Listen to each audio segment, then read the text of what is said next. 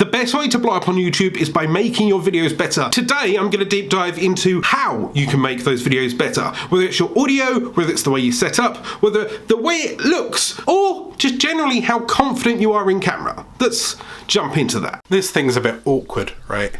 It's a bit weird to get used to, but I'm here to help you feel comfortable in front of a camera. Here we go. Now, making videos and feeling comfortable on camera is a learnt skill. Nobody on the internet jumped on the camera and was immediately perfect. Now, don't get me wrong, we all know that friend that's running around like Fred, being all hyper and squealy and seems much more of an extrovert than anything else. They just want to perform! But overall, if you're sat there and you're talking and it's just you, you have to get past the whole, oh, I don't like talking to a camera. Where do I look? Do I look weird? Do I feel... Just calm. I'm here to help you. It's fine. Get used to it. At the end of the day, you have a camera, you have a webcam, you are choosing to create content, and if you're on camera, it tends to engage people more anyway. Don't do the face cammy stuff, don't hide behind a voicey thing if you can hold it, right? If you're here to educate people, talk to them, and talk to them whilst you are talking to the camera. That's my prime focus. I'm looking right at the camera as if you are here, because you are here. You're stood right there. I'm teaching to your face how to feel comfortable on camera. The advantage of this is that if you make eye contact and you get used to talking to a camera, after a while it kind of fades away. You forget that you're just talking to an inanimate object on a tripod. Just try and get rid of the weirdness, the awkwardness that's around it. And the only way you can do that is by doing it over and over and over again. Talk about something that you know. At the end of the day, if you're trying to do something that you don't know, you're trying to teach people science and rocket science when that's not really your field, then you're setting yourself up for failure. A YouTube channel should be about the knowledge that you have in your head and teaching people about it. And if you know what you're talking about, you're going to be more comfortable about it, because in point one, once again, you're talking to your friend that stood right here and you know what you're talking about, so you're teaching your friend about how to knit, or how to decorate, or how to vlog, or how to eat cheese, or how to cook that pasta, etc, etc. And that's not weird, because you already know it. So think back to the last time you gave your friend advice. Try and control the environment that you're in. Initially, if you are feeling a bit awkward, try and set a corner in a room. Try and set some time. Try and give yourself half hour, an hour to yourself in which you're not going to be interrupted. If you stammer and stutter, that's fine, because it's just you and the camera. It's fine. You can set up your lighting. You can do your hair. You can sort out your makeup. You know, that thing where you're, it's fine. It's fine, because then you feel comfortable in yourself, and then you click record, and then you just talk. Because if you feel comfortable about how you look and how you feel, and you know what you're talking about, it comes across in the camera, it comes across in the video footage that you're creating, and in the long run you'll feel more and more comfortable. Remember, it doesn't matter if you fluff up, that's what editing's for. You don't have to do it in one take. You are not Shay Carl, you are not Peter McKinnon. It's one of those things that people over romanticize about anyway. I hit record, I waffle for 7, 8, 10 minutes, and then I cut out a couple of minutes of me going or looking over there, or feeling a bit weird, or stammering over a sentence. Be kind to yourself, be patient to yourself, don't try and rush things. Take deep breaths, think a thought through. If you get it wrong, just repeat it. Nobody else is ever going to see it other than you or any other editor that you might send it to. That editor, if you are paying an editor, is being paid to edit that out. So, you know, they're not going to laugh at you. It's fine. Scripting. All bullet point notes. Now, I personally run pretty much off the top of my head, or on a longer topic, I'll make a couple of bullet points and then I riff off of those. Some people prefer long scripts and they say it verbatim. That's fine. The only thing I would advise is that if you're reading a script and you are going word for word, sometimes that might not project your personality unless you're used to performing off a script. Maybe you're an actress and actor and fine, but otherwise, if you're going to write it word for word, maybe try and give yourself a little bit of leeway to ad-lib accordingly. Or for the love of all that is cheese, read it multiple times at least and practice it a couple of times before you hit record, because you don't want to be looking off the camera at an auto cue, because you're no longer making eye contact with the camera and it looks weird and it looks distant and it doesn't make that connection anymore. Whilst if I'm looking right at the camera, you feel a bit more drawn in, a little bit more engaged. Most importantly, practice and patience. I've made 1,400 odd videos that are on the internet somewhere. 300 of those happen to be here, and I've done stuff for clients, and I've been in the industry for 11, 12 years as a web developer and 7 years floating around this YouTube-y thing. Practice, practice, practice, practice, practice, practice, practice, practice, and then practice some more. My first video on this channel is horrific, but slowly over time I learned lighting, I learned camera positioning, I learned microphones, I learned lapel mics, I learned how to talk, I learned how to joke, I felt a little bit less stiff.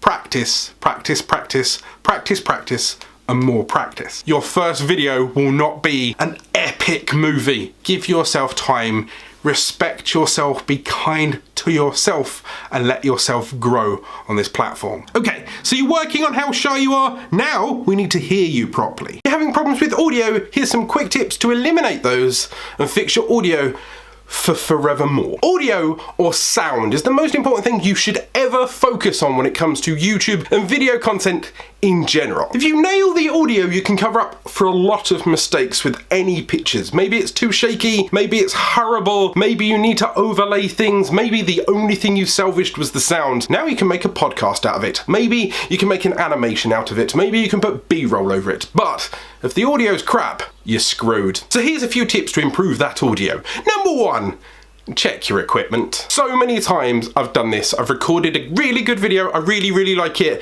I'm 6-7 minutes into the raw footage, and then you look back afterwards and the microphone was off, and now you're having to deal with the tinny in audio that is the camera, or it's crackling or it's in and out. I've had a couple of clients send me footage where 1 minute the volume's really loud and then really low, and I have to try and edit it in post. And let's be honest, although you can try and salvage it, if there's bad audio, you're in for a bad experience. So check the audio, whatever you are recording it on, whether it's a webcam, whether it happens to be a microphone, whether it's a phone, whether anything, right? Do a dummy shot.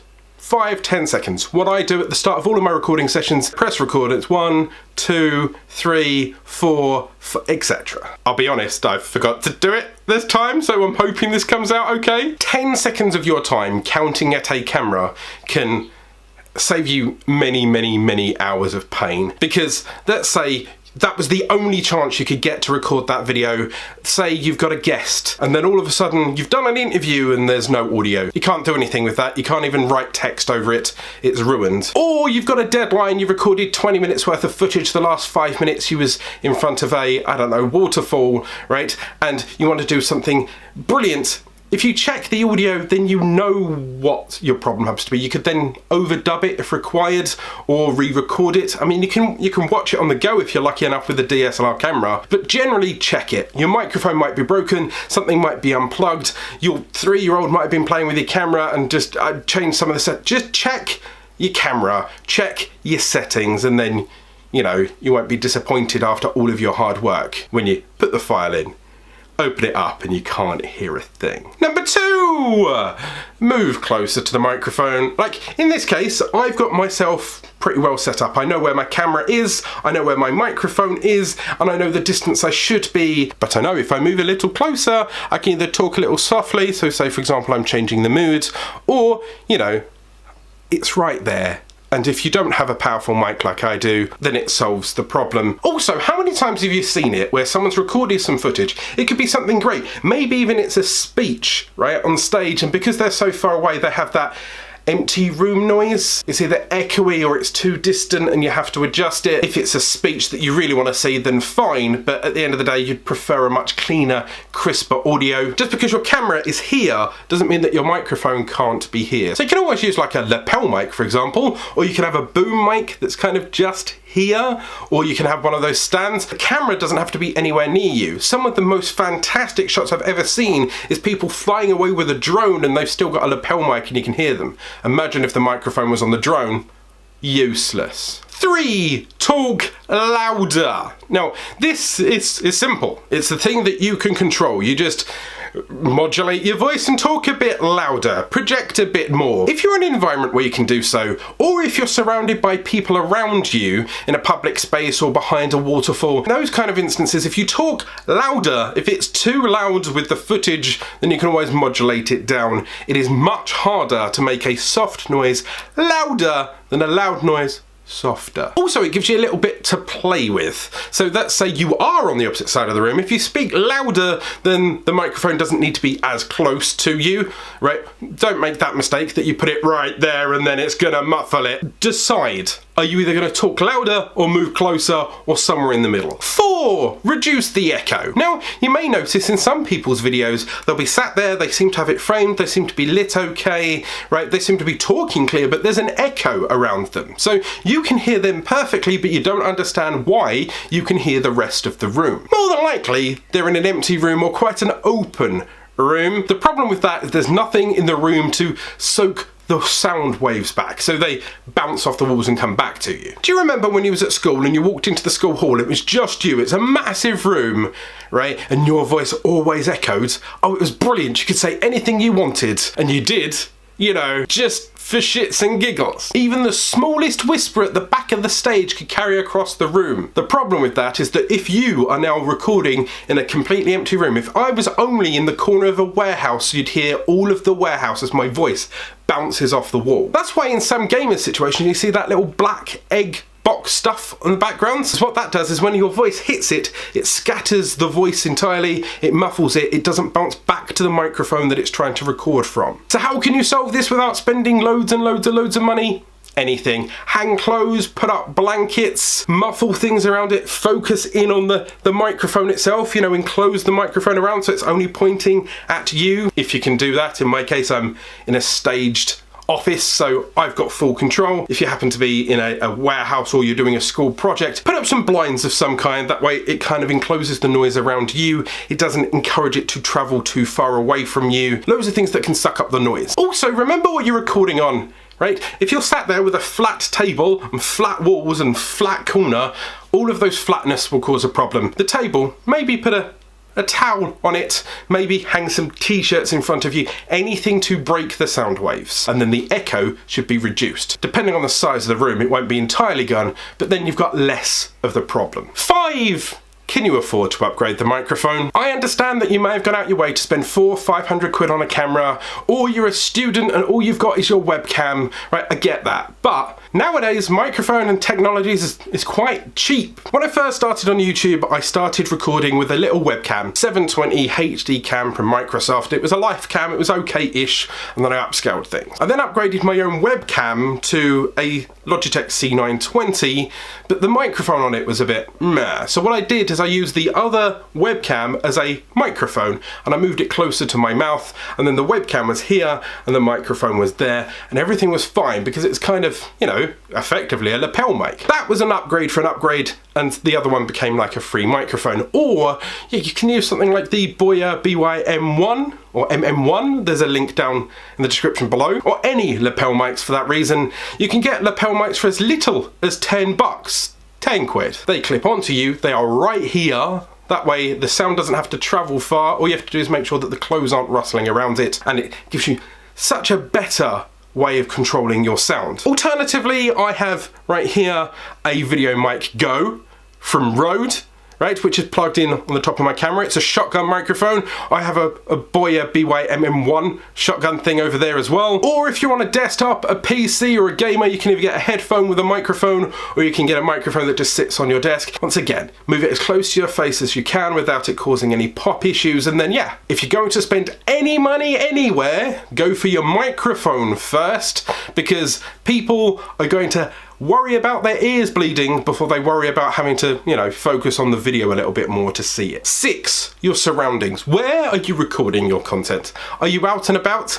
Focus on the noises. Like, if you can hear the buses in the background, if you can hear the school kids talking, if you can hear the waterfall in the distance, they can hear it too on the microphone. You need to adjust for that. So in one of my recent vlogs, I was walking along the canal, I was spouting out some wonderful tips, and I wanted to end the video on a look around yourself, focus on the things that you are doing, and here's a beautiful waterfall, blah blah blah blah blah. I pointed my camera at the waterfall, I forgot that the microphone was pointed at the waterfall, I didn't talk any louder, so my voice is either lower or around about the same sound as the waterfall, and it kind of mushed into one. Luckily enough, I was able to deal with it, but if you remembered that and you know it's coming up, or that's what you're planning for, either adjust and point the microphone at you, or remember that and deal with it in post-production. Once again, you can always talk too loud and edit it out, because if the waterfall was this loud and I'm this loud, or I'm this loud, I can always bring it down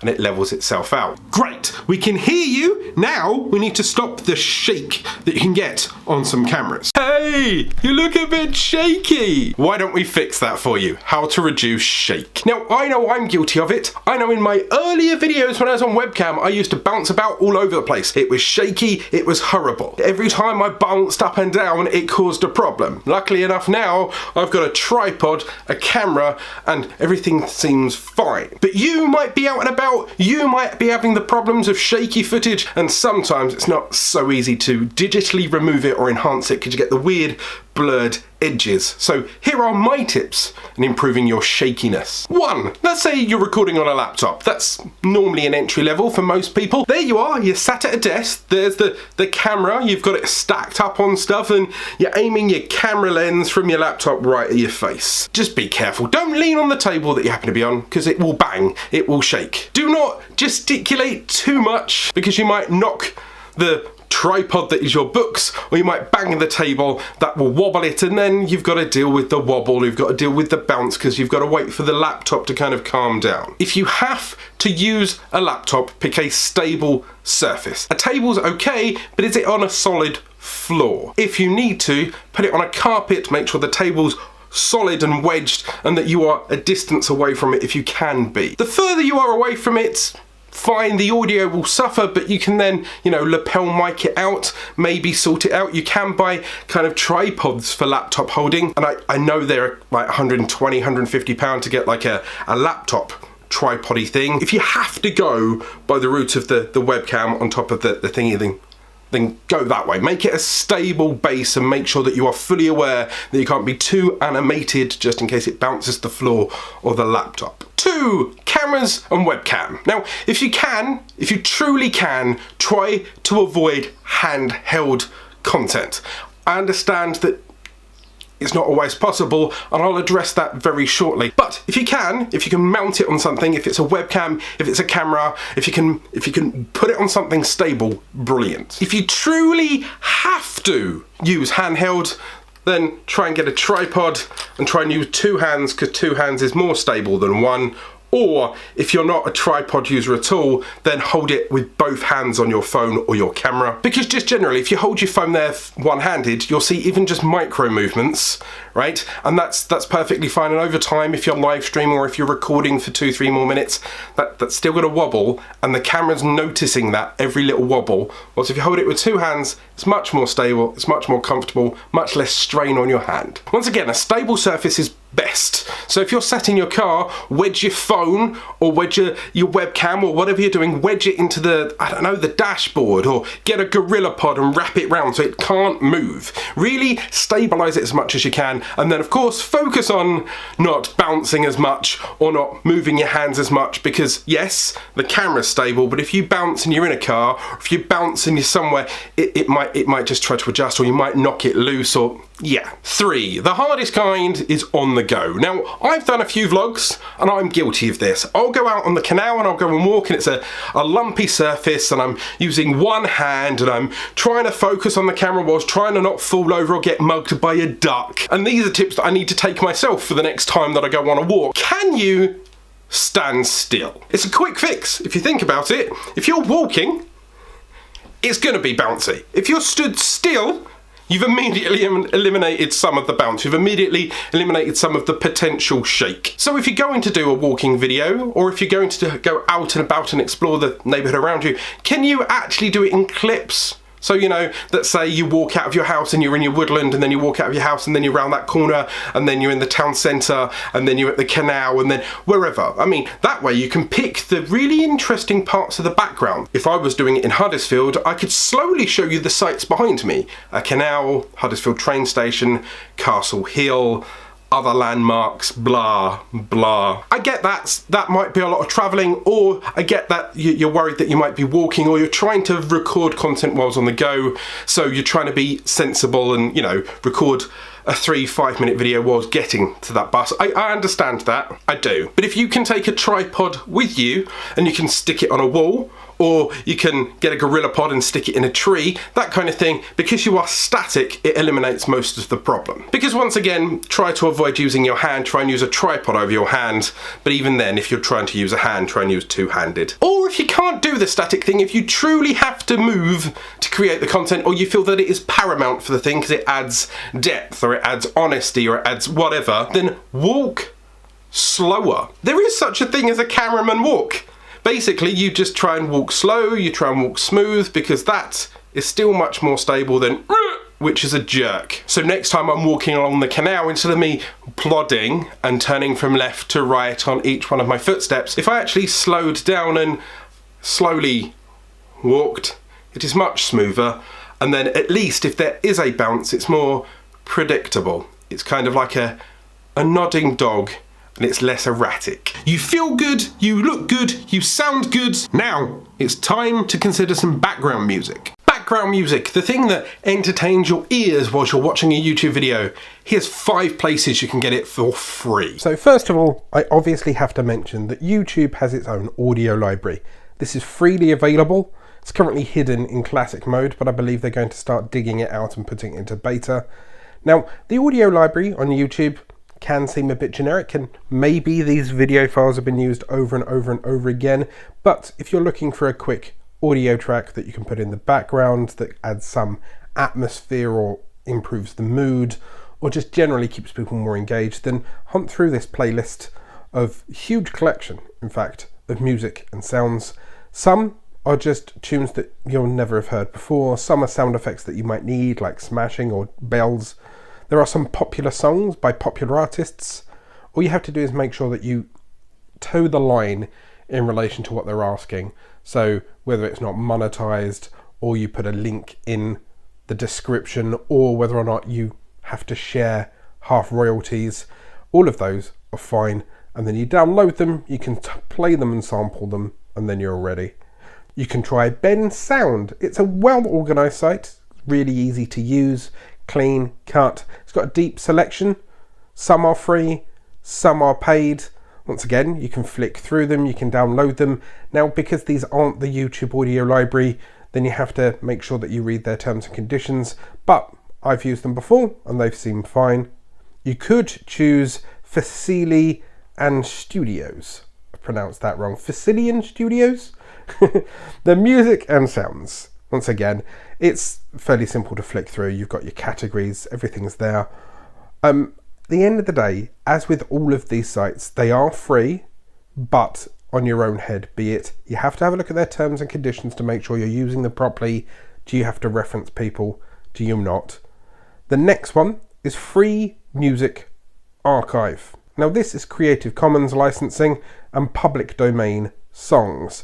In other words, stuff that have come out of copyright, things that have been around for forever, some things that have deliberately been released under Creative Commons, which means, you know, you can use it, maybe some attribution is required.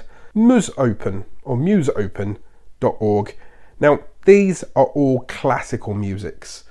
So if you're looking for a montage, if you're doing vlogs, that kind of thing, this is really good. If you're setting a mood, if you've got drone footage, that's why I tend to use these kind of things for.